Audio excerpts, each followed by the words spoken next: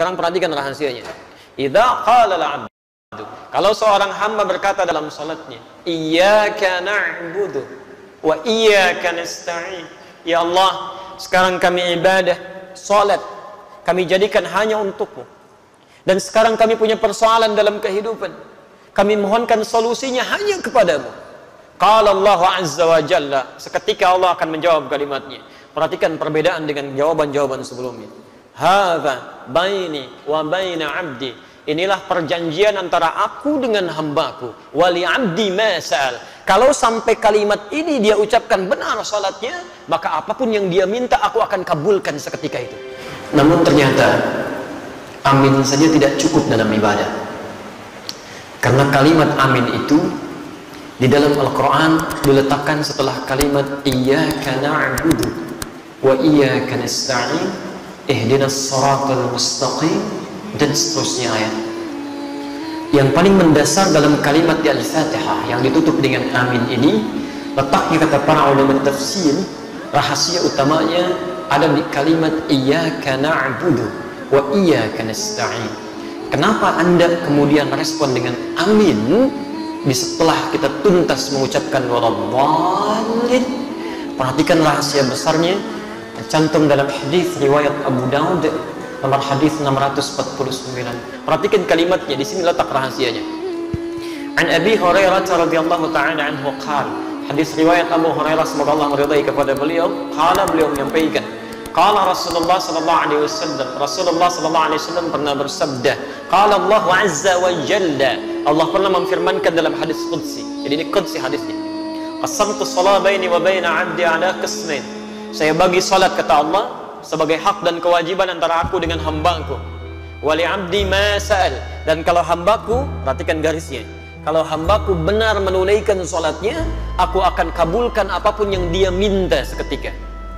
Kalau dia benar menunaikan salatnya, aku akan kabulkan apapun yang dia minta seketika. Perhatikan kalimatnya. Idza qala al-'abdu alhamdulillahi rabbil alamin. Kalau seorang hamba dalam salatnya mengucapkan alhamdulillahi rabbil alamin, qala Allah azza wa jalla, langsung Allah jawab kalimatnya, hamadani 'abdi, hambaku sedang memujiku. Wa idza qala al-'abdu ar-rahmanir rahim, kalau hambaku mengatakan ar-rahmanir rahim, qala Allah azza wa jalla athna 'alayya 'abdi, Allah menjawab hambaku sedang menyanjungku. Wa idza qala al-'abdu maliki yaumiddin, kalau hamba kemudian berkata maliki yaumiddin, qala Allah azza wa jalla, Allah menjawab majjadani 'abdi, hambaku sedang mengagungkanku. Sekarang perhatikan rahasianya.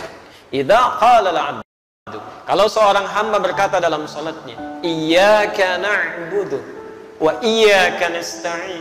Ya Allah, sekarang kami ibadah, salat kami jadikan hanya untukmu. Dan sekarang kami punya persoalan dalam kehidupan. Kami mohonkan solusinya hanya kepadamu. Qala Allah azza wa jalla, seketika Allah akan menjawab kalimatnya. Perhatikan perbedaan dengan jawaban-jawaban sebelumnya. Hadza baini wa baina 'abdi.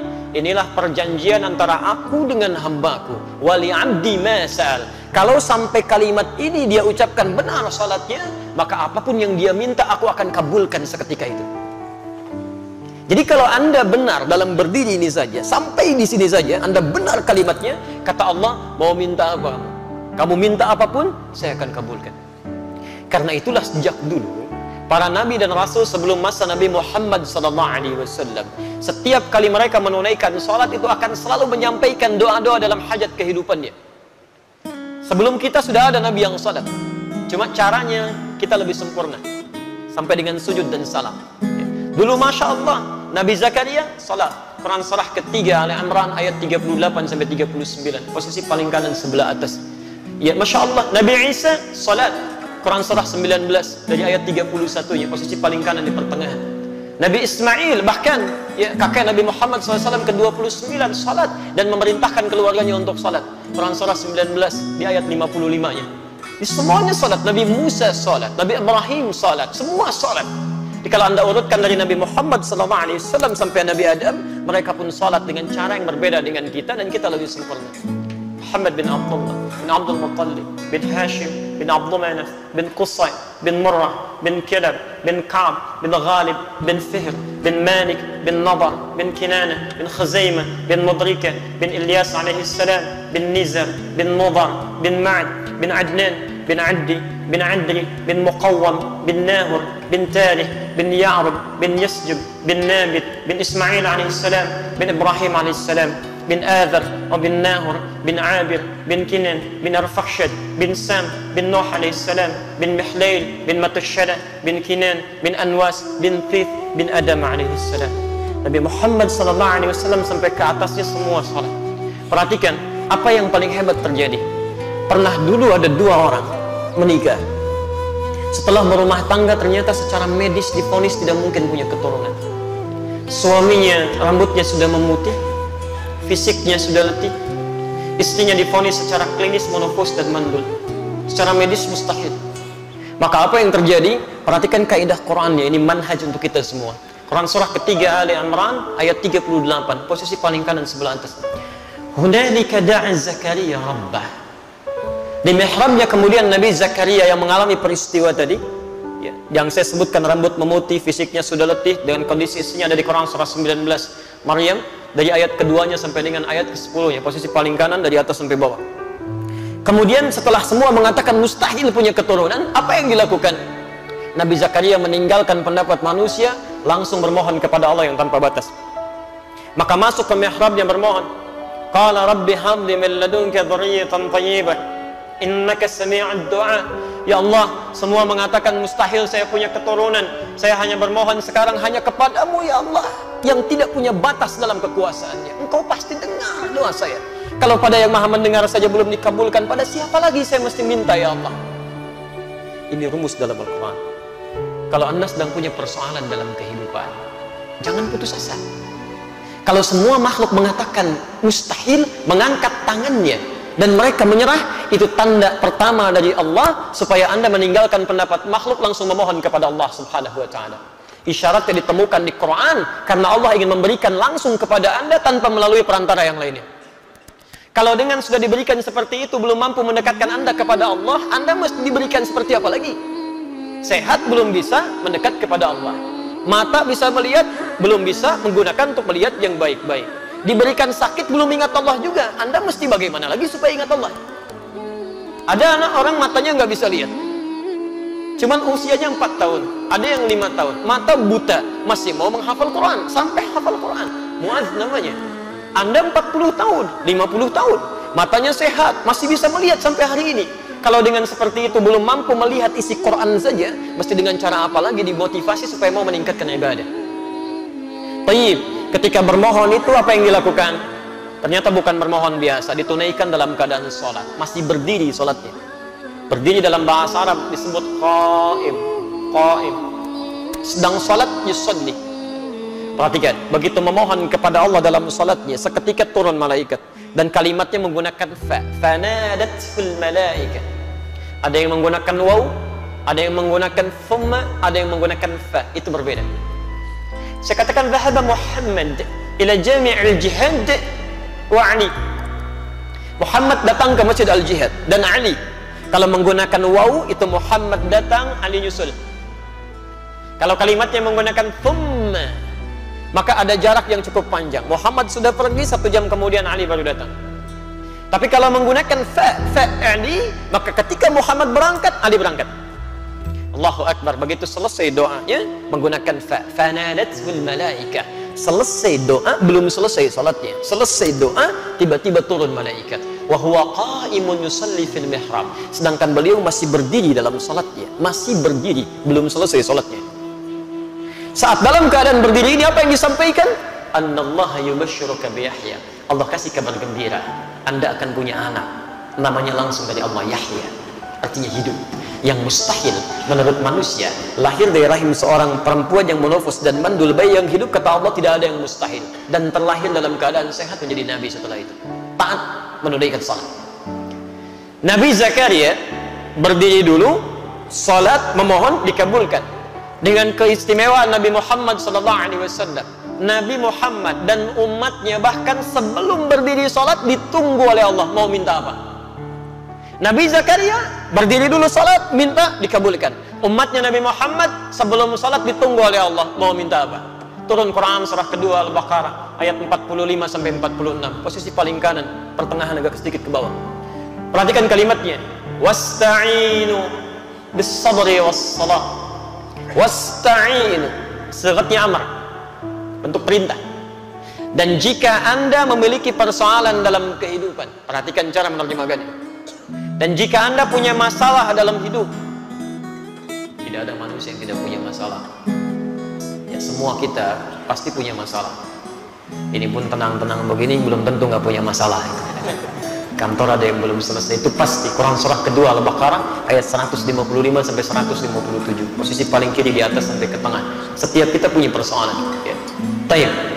Dan jika Anda punya masalah dalam kehidupan, maka mintakan solusinya kepada Allah. Perhatikan caranya ya, supaya masalah cepat selesai. Kalau Anda sedang punya masalah, satu, bis-sabri, terima dulu masalahnya dengan sabar, jangan mengeluh. Tidak ada satupun ayat di Quran yang berbicara tentang keluhan. Pilihannya cuma sabar. Diterima dengan sabar. Dengan kesabaran itu nanti bimbingan Allah turun. Perhatikan rumus ya, rumus kesabaran dalam Al-Quran tentang masalah. Lihat rumusnya, Quran surah kedua Al-Baqarah ayat 286. La yukallifullahu nafsan illa wus'aha. Allah sampaikan, tidak mungkin Allah menguji, menitipkan masalah pada seseorang kecuali dia sanggup mengatasinya. Artinya kalau Anda sedang diberikan masalah, diberikan ujian, artinya Anda sanggup mengatasinya. Jadi sekarang kalau Anda sedang punya masalah berat luar biasa, itu artinya cuma Anda yang sanggup, yang lain belum tentu bisa. Karena itu dititipkan kepada Anda, bukan pada yang lain. Jelas ya? Karena cuma Anda yang bisa mengatasi. Sifat Allah itu punya keadilan, tidak mungkin menitipkan masalah pada orang tidak sanggup. Kalau Anda sedang punya masalah luar biasa, artinya hanya Anda yang sanggup mengatasinya, yang lain tidak. Dan tidak usah pasang status, memang hanya saya yang bisa mengatasinya. La yukallifullahu nafsan illa wus'aha. Diterima dengan sabar. Sifat adil Allah ini, Masya Allah, bukan hanya melekat pada manusia, binatang pun mendapatkannya, tumbuhan pun meraihnya. Tahu cicak? Bagaimana beraktivitasnya? Merayap. Di mana? Di dinding. Apa makanannya? Nyamuk. Nyamuk bagaimana aktivitasnya? Terbang. Di mana sifat keadilan Allah? Makanannya bisa terbang, cicaknya nggak bisa terbang. Kalau nyamuknya jenius, itu jadi permainan cicak, gitu ya. Tapi perhatikan, turun kemudian keadilan Allah di sini, dan disinilah kemudian hikmah besar kita dapatkan. Orang tua kita hanya mengajarkan sedikit lirik untuk memahamkan itu. Cicak-cicak di dinding, diam-diam, Allahu Akbar, cuman diam-diam merayap. Keadilan Allah hanya memerintahkan kamu merayap ya, dia merayap walaupun cuman diam-diam. Perhatikan, ketika cicaknya mengikuti ikhtiar yang ditetapkan Allah, merayap dia sekalipun diam-diam, yang terjadi setelahnya apa? Datang seekor, Allahu Akbar, nyamuknya yang datang, bukan cicak yang mendatangi nyamuk.